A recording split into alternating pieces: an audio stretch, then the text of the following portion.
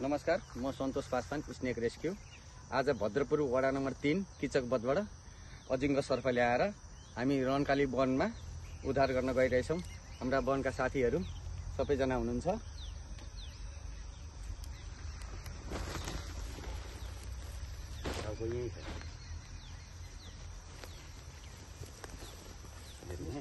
निस्किँदैछ है अलिकति गरेर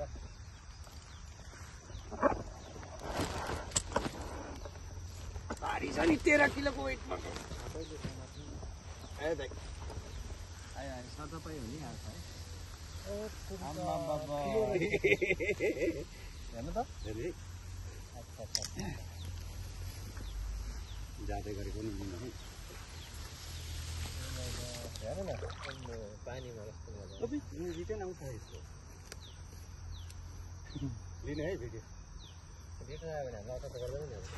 तपाईँले फेरि गर्नु बसेको साथीहरूले चाहिँ त्यस्तो कुरो गरेर हुन्छ।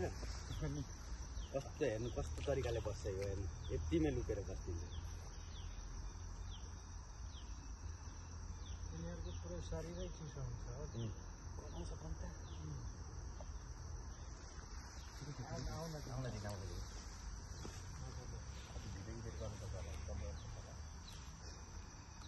ठुलै रहेछ यार। अस्तिको सानो थियो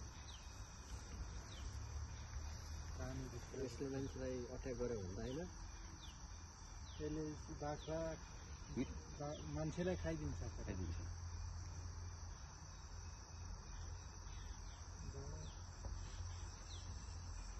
माछाहरू त भाग्दो रहेछ।